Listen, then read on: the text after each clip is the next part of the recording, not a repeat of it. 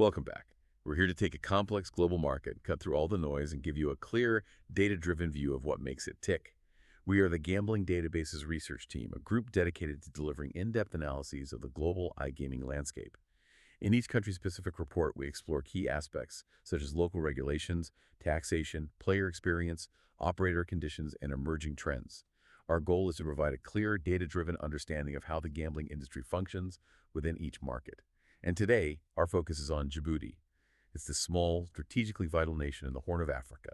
And it presents, I think, one of the biggest paradoxes we've ever looked at. On the surface, it looks like this open, ambiguous market, but our data shows it's actually a financial minefield full of these hidden regulatory traps. It really is. And that contradiction it's just fundamental to the country itself. Djibouti is so important on the world stage with all these foreign military bases.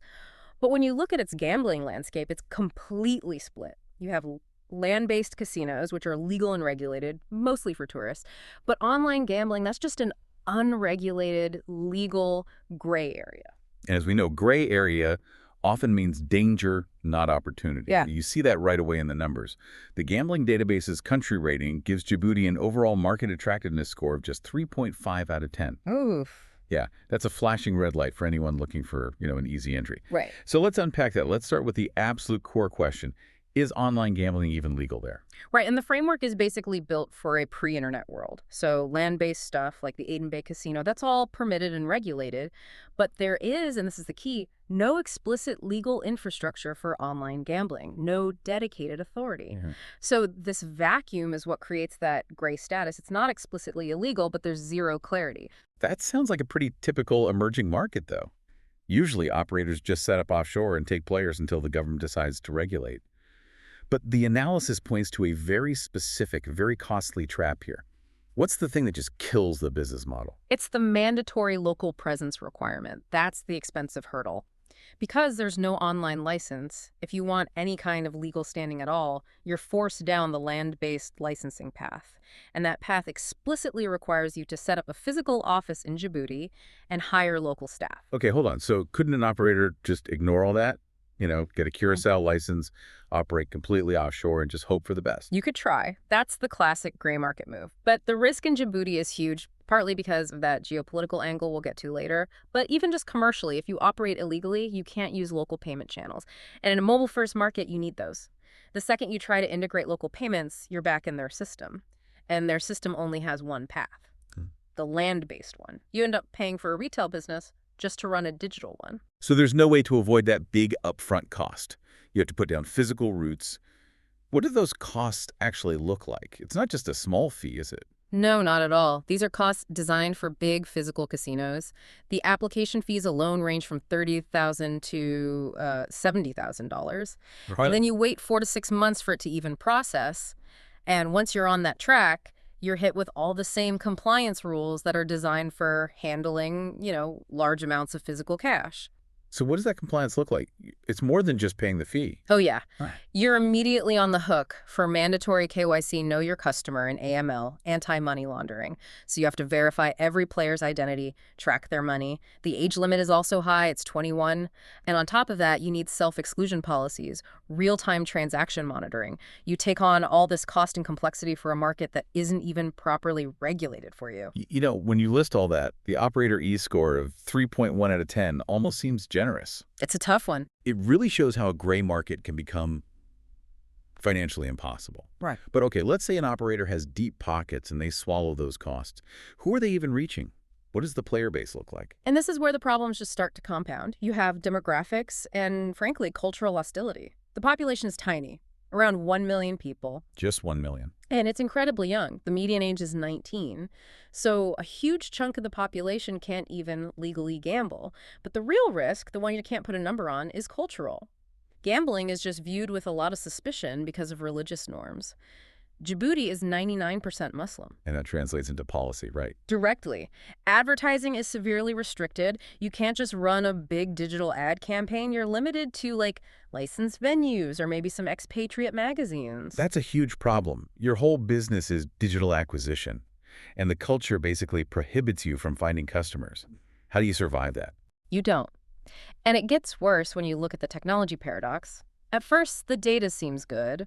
Mobile penetration is high, around 70%. It looks perfect for a mobile-first approach, Right. but overall internet penetration is only about 40%. So 60% of that small, young population is digitally unreachable from the start. Exactly. And the 40% who are online are all clustered together. Over 70% of the entire country lives in one place, Djibouti City. So your total addressable market is tiny, and it's stuck in one city. There's no room for scale. None. The kind of scale that digital businesses need to thrive. Okay, so let's drill down on the few people who are playing. What do they like? And more importantly, how much do they spend? Well, the data isn't great there either. Player participation is really low, maybe 10–15% of the adult population. Sports betting is the most popular thing, which is typically lower margin. But the big killer is the economy.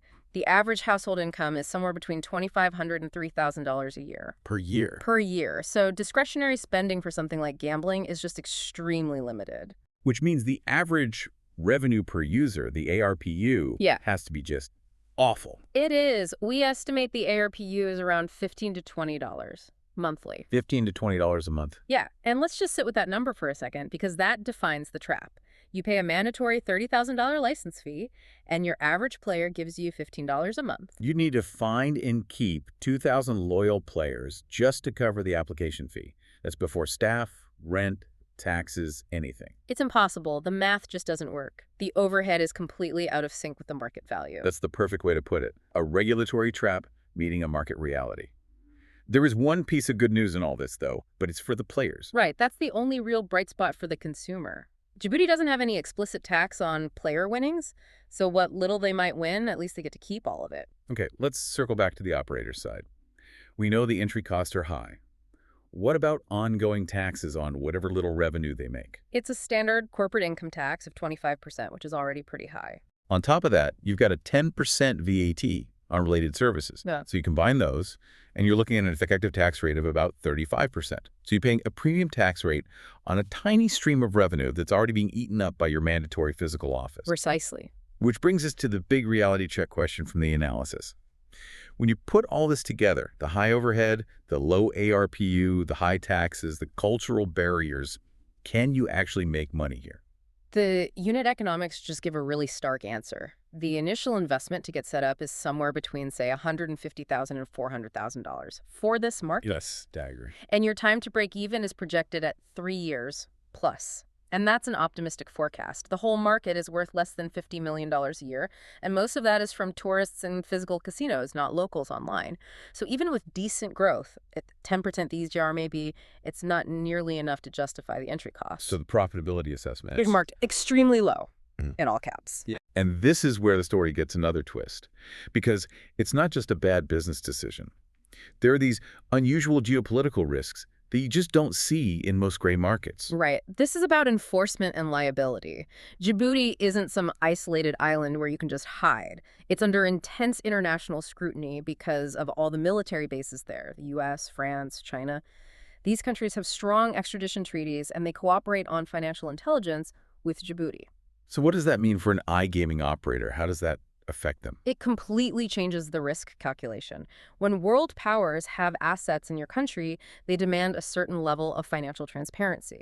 So Djibouti is actually much more likely to crack down on things like money laundering than other small gray markets. If you're an executive of an offshore company or you have legal issues in the US or Europe, Djibouti is not a safe place to be. It's the worst of both worlds. No regulation for your operations, but high scrutiny on your finances. So given everything, the insane entry cost, the tiny player value, the cultural walls, and now this international risk, what's the final verdict? What's the guidance for anyone evaluating this market? The assessment is pretty unambiguous. Djibouti is a classic trap market. It's designed to make a pure-play digital business fail. That low operator ease score of 3.1 tells you everything. If you need scale, if you're sensitive to setup costs, you should just avoid this market entirely. The only way it's even remotely viable is if you're, say, a hotel developer who is already building a physical casino. Then the online site is just a tiny, high-cost add-on. For anyone else, it's a non-starter. So the key lesson here for you is not just look beyond the regulation. It's a very specific warning. The legal structure forces a mandatory overhead of, say, $50,000, that is completely crushed by a local ARPU of $15 a month, that numerical mismatch is the entire trap. Exactly. And looking forward, the sources say the government is talking about clarifying its online policies. So that leaves you with a really interesting thought to consider. What would a successful, culturally sensitive online framework even look like in a country with such deep religious barriers? How do you balance capturing tax revenue with respecting cultural norms? It's a challenge a lot of nations are facing right now. A complex question for a very complex part of the world. For the full text of this and other country reports, visit our website at gamblingdatabases.com. That wraps up our analysis of the financial minefield that is Djibouti. Thanks for joining us, and we'll catch you on the next one.